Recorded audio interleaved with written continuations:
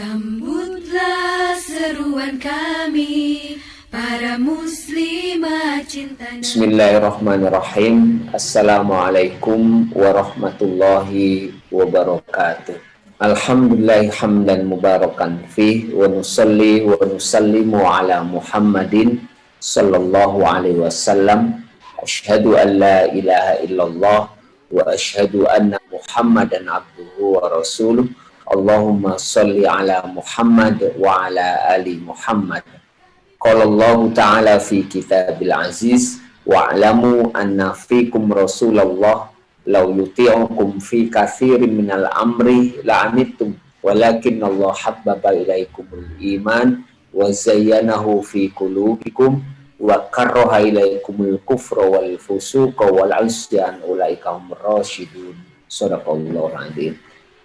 Yang kami hormati segenap pengurus PT Salimah Bandar Lampung, Yanda, Bunda, Bapak dan Ibu-ibu yang dirahmati Allah. Alhamdulillah pagi hari ini saya senang sekali bisa bersilaturahmi dengan Yanda dan Bunda walaupun posisi saya di Jawa Timur. Alhamdulillah dengan Zoom ini kita bisa bersilaturahmi ini. Bapak dan Ibu-ibu, Yanda Bunda yang dirahmati Allah, sekitar 8 bulan mungkin kita sudah menjalani masa pandemi ini.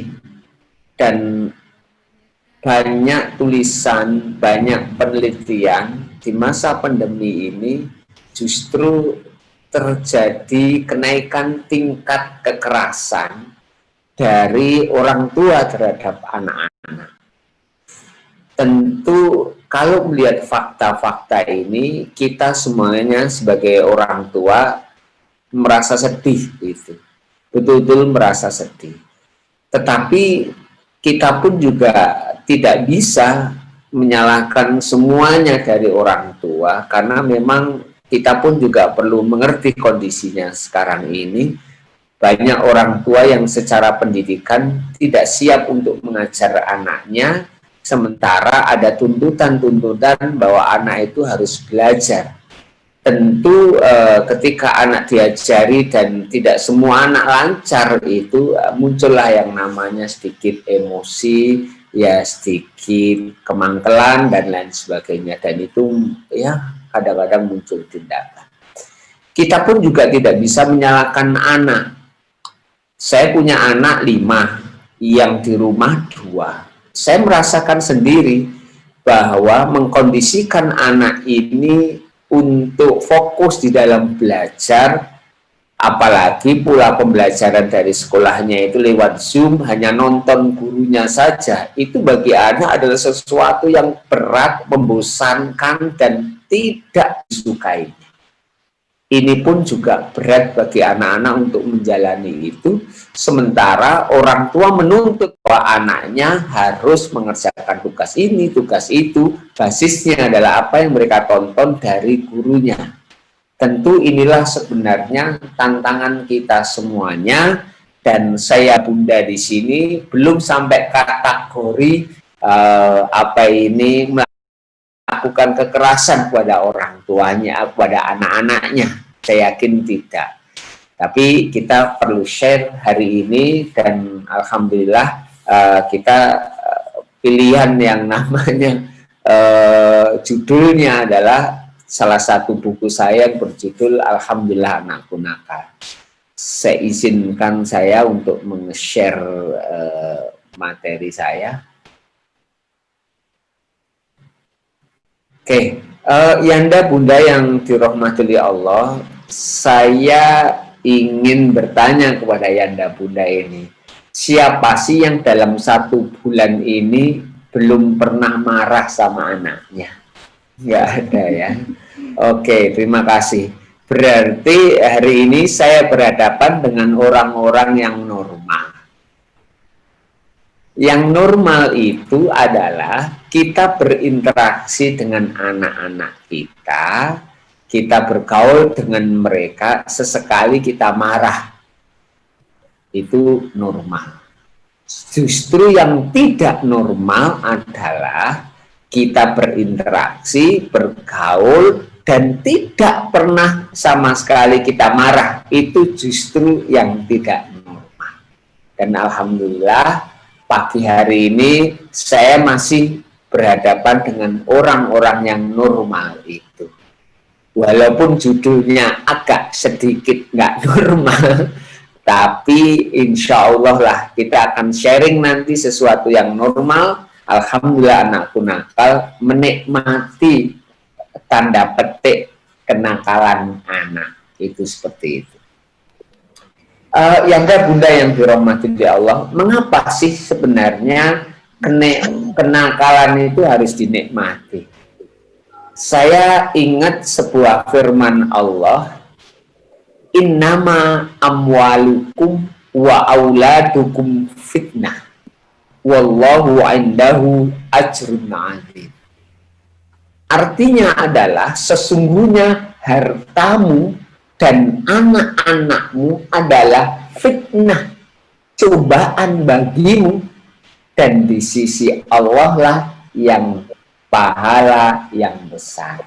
Ini menarik Bapak Ibu yang dirahmati Allah, Yanda Bunda. Mungkin di antara kita ini ada yang punya anak sekarang ini. Anak kita pinter, soleh, taat. Maka sesungguhnya kita sedang diuji dan dicoba loh oleh Allah dengan sedikit kenikmatan. Tetapi sebagian kita mungkin ada orang tua yang kebetulan diuji oleh Allah dengan anak yang agak tidak taat, nggak terlalu pinter juga, kadang-kadang sering membohongi orang tua, maka kita pun juga sebenarnya sedang diuji oleh Allah dan ujiannya adalah sedikit kesusahan. Anak kita pinter, anak kita soleh dan taat, ujiannya adalah kenikmatan. Anak-anak kita yang ghairu pinter dan sedikit tidak taat, maka ujiannya sedikit kesusahan. Berarti sebenarnya dalam konteks ini, mau kita punya anak soleh, ghairu soleh, sama. Kita sedang diuji oleh Allah Subhanahu wa Ta'ala. Ya. Ada seorang ibu nanya, Ustadz Jinan, apa ada sih orang tua yang kebetulan anaknya soleh, pinter, taat, sukses, itu gagal dalam ujian anak ini? Saya jawab, banyak Bu. Loh, di mana banyaknya? Seorang ibu yang anaknya pinter, soleh, taat, sukses. Tetapi ibu ini datang ke tetangganya dengan penuh kesombongan akan kesuksesan dan ketaatan kesolehan anaknya. Mungkin ibu ini di hadapan manusia sukses dia. Tetapi saya yakin, seyakin-yakinnya ibu ini di hadapan ujian Allah justru gagal. Sebaliknya seorang ibu, anaknya agak muda, nggak pinter, kadang-kadang bantah. Loh, ibu yang kedua ini bersabar dia. Dia terus belajar bagaimana membantu anaknya untuk menjadi baik. Ibu ini terus berdoa kepada Allah. Maka ibu yang nomor dua tadi mungkin di hadapan masyarakat gagal. Tetapi saya yakin, seyakin-yakinnya bahwa ibu yang nomor dua ini justru di hadapan ujian Allah sukses karena kesabarannya, sukses karena belajarnya, dan sukses karena doanya, dan sukses karena ikhtiarnya untuk anak. Jadinya dalam kondisi apapun Bapak Ibu, saya ingatkan ini menarik. Ayat ini diakhiri wallahu indahu ajrun azim. Di sisi Allah lah pahala yang besar, baik anak kita soleh maupun toleh. Mari kita ingat sebuah sabda dari Rasulullah SAW. ajaban li amril mu'min inna amrohu kullahu khair. Sungguh ajaib semua urusan orang mukmin, karena semua urusan orang mukmin itu mesti baik. In asobatu syarra syakara fakana khairan lahu. Jika orang mukmin itu diberikan kepada mereka yang membahagiakannya, maka dia bersyukur, fakana khairan lahu, dan itu baik baginya. Wa inna sobat wudhara sobaro fakana khairan lahu. Dan jika ditimpakan kepada seorang mukmin itu sesuatu yang menyusahkan, maka dia bersabar, fakana khairan lahu, dan itu baik baginya. Maka Bapak Ibu, setelah mendengar ini, sudahlah, nikmati aja perjalanan kita mengasuh anak-anak kita. Karena setiap perjalanan yang kita nikmati, kita syukuri, kita terima, itu adalah bagian daripada proses kita mendapatkan pahala yang besar dari Allah Subhanahu wa Ta'ala. Gimana ibu-ibu dan bapak-bapak, lebih tenang toh? Anaknya agak betik sedikit kalau begini. Oke. Yang kedua, mengapa sih kita harus menikmati yang namanya kenakalan anak kita? Ini saya ceritakan di dalam buku saya ini. Saya pernah mengisi di daerah Kalimantan. Waktu itu ada seorang ibu curhat, Ustadz, saya punya anak 3, Ustaz. Yang ingin saya ceritakan tuh anak ketiga saya, laki-laki, ya sedikit autis, Ustaz, nggak terlalu parah. Nah, ketika anak ini waktu TK, anak ini menikmati proses belajar di TK-nya. Karena semua teman-temannya, guru-gurunya memahami kondisi dia dan menyayanginya, memakluminya. Saya sendiri merasakan bahwa kok anak saya nggak ada masalah ya di TK, seperti nggak kelihatan autisnya, karena dia menikmati proses itu, teman-teman yang menyayangi, guru-guru yang memperhatikan. Lah sampai akhirnya anak saya ini lulus TK, masuk SD. Lah kondisi di SD berbeda dengan kondisi di TK, di mana kondisi di SD itu ya perhatian kepada anaknya kurang, terus kemudian kadang-kadang ya sedikit dibully dan lain sebagainya. Akhirnya reaksi anaknya sering mukul temennya, bahkan gurunya suatu hari memberikan soal yang sulit untuk dia, maka gurunya itu dilempar sesuatu. Akhirnya pihak sekolah mengembalikan anak ini ke rumah. Saya pada waktu itu menjadi guru bahasa Inggris di sebuah SMA favorit di daerah Kalimantan itu. Melihat kondisi seperti itu, akhirnya saya berhenti mengajar dan saya putuskan akan mendidik sendiri anak saya. Saya bawa ke Surabaya, saya masukkan ke sebuah sekolah inklusi yang menerima anak saya.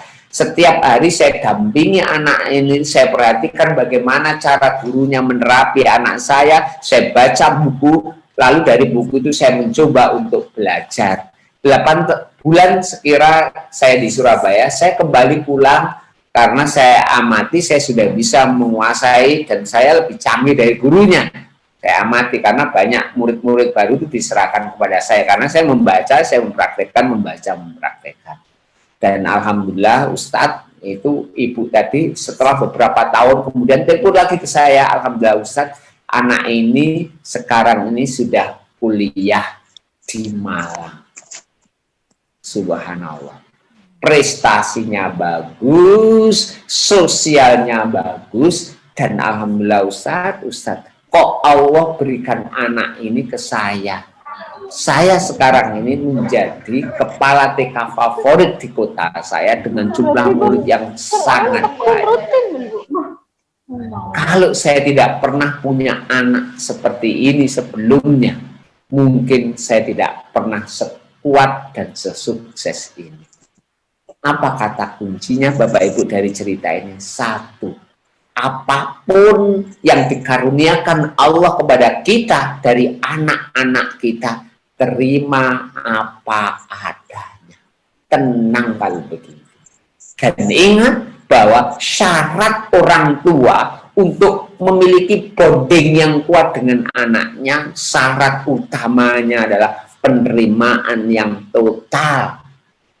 Saya kemarin diminta untuk ngisi sebuah wali murid, judulnya menarik, daring menguatkan bonding. Ini judul yang menantang ini saya pikir. Padahal konteksnya adalah kadang-kadang daring itu setiap hari dekat dengan anak, justru bondingnya malah jauh begitu. Tapi judulnya ini adalah daring menguatkan bonding. Menarik judul ini. Kemarin diminta sebuah TK di Surabaya itu. Jadinya ibu-ibu, kita harus terimalah anak-anak kita apapun. Mau anak kita pinter, mau anak kita setengah pinter, mau anak kita putih, mau anak kita hitam, apapun kita terima. Karena syarat untuk bonding orang tua yang kuat dengan anak adalah menerima mereka apa adanya. Dan ketika bonding itu kuat, maka tentu anak-anak kita punya kepercayaan diri yang tinggi, pikiran positifnya terhadap dirinya sendiri, mampu berinteraksi dengan dengan teman-temannya, punya keseimbangan emosi. Kalau marah ya tidak keterlaluan, tapi kalau senang juga tidak keterlaluan. Dan anak-anak yang punya bonding yang kuat kepada orang tuanya, kalau dia menghadapi masalah-masalah atau stres hidupnya, recovery-nya itu lebih cepat dan lebih mudah. Jadinya dari slide ini satu aja saya ingatkan, ayo kita terima anak kita apa adanya. Itu. Selanjutnya Bapak Ibu, Yanda Bunda yang dirahmati Allah,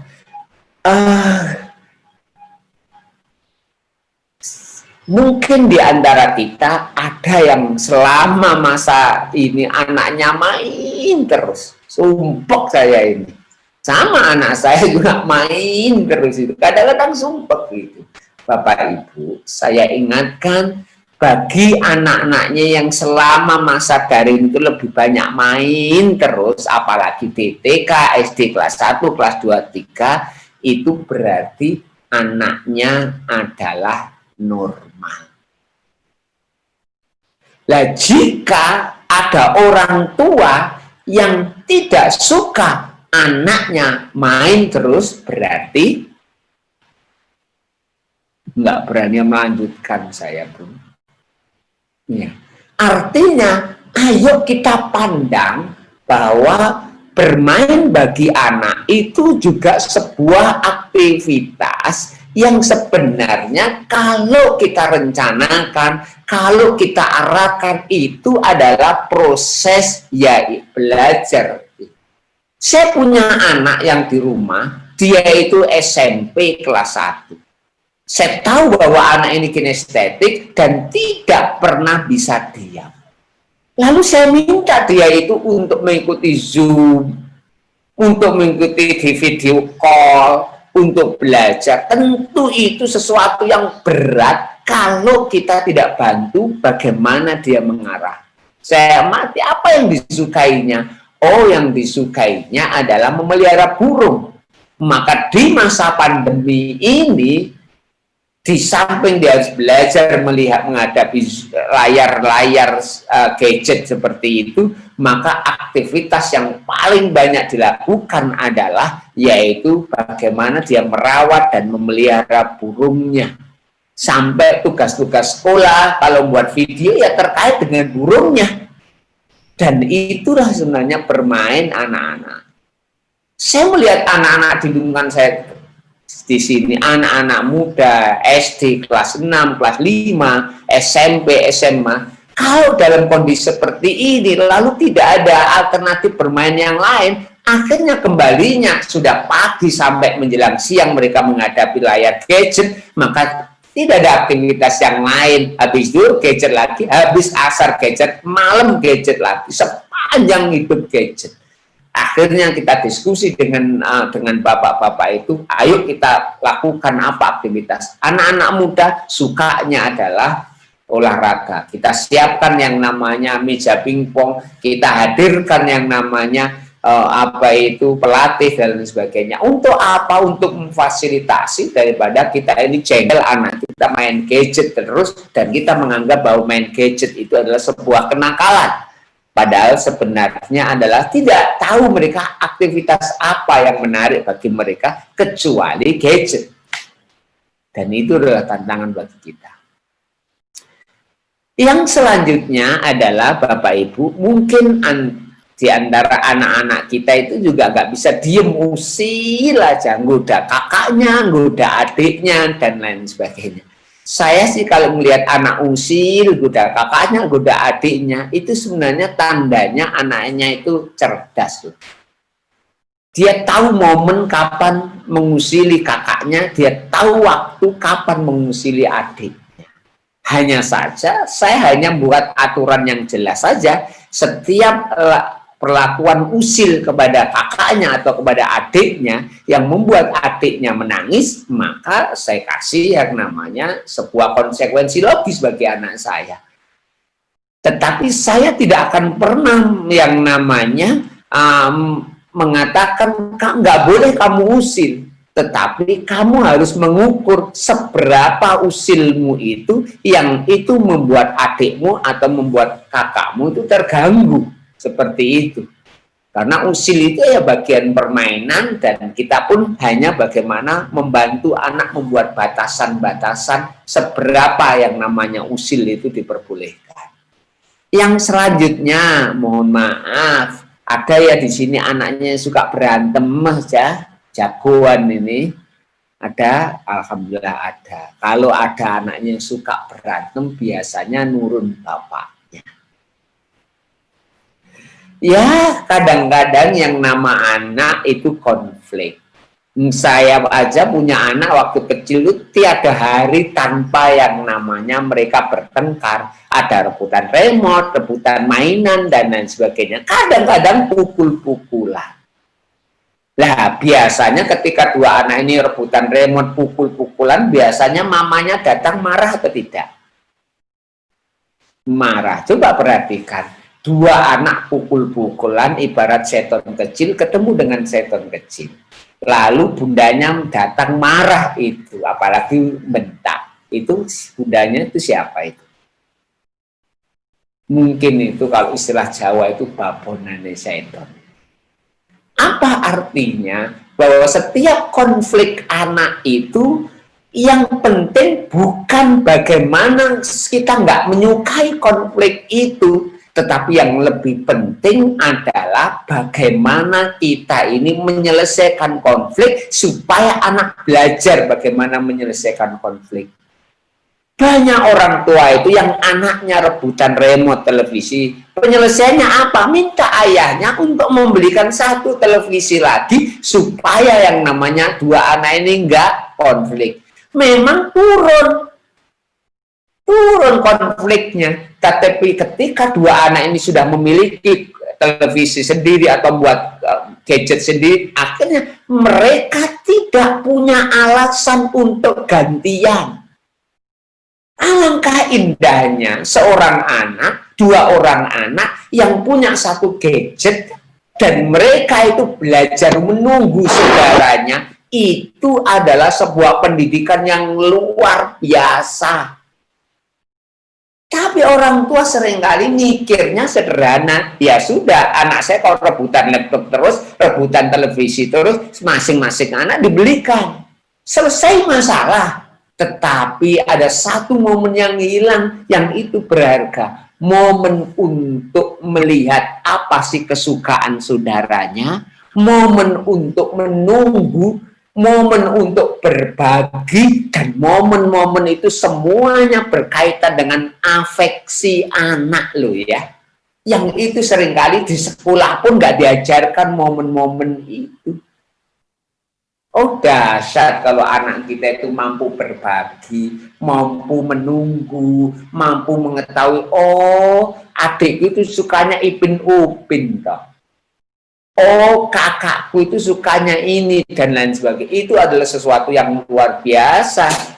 Jadinya tetaplah kita harus tetap fokus pada jangan selesaikan anak berantem itu dengan cara-cara yang instan.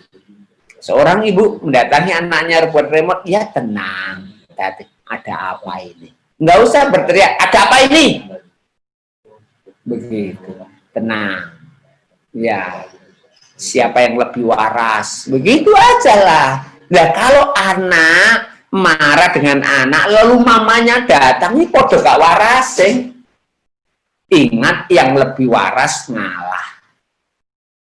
Begitu, datangi, lalu suruh duduk anaknya, televisinya dimatikan, lalu ditanya satu persatu. Itu yang lebih penting. Karena sebenarnya ketika anak berantem, maka disitulah sebenarnya justru kesempatan kita untuk mengajari bagaimana mereka menyelesaikan konflik mereka. Coba kalau anak kita nggak pernah berantem, anaknya cuma satu, lalu nggak pernah bertengkar sama saudaranya, dia menangan di rumah, ibunya harus ngalah, bapaknya juga ngalah, mbak putrinya ngalah, semuanya ngalah sama dia, maka dia itu adalah penguasa tunggal. Dan ingat, anak-anak yang tidak pernah merasakan kalah dan orang lain harus mengalah kepada dia, biasanya kontrol emosinya lemah, biasanya orangnya adalah egois dan tidak mau berbagi. Oke, itu.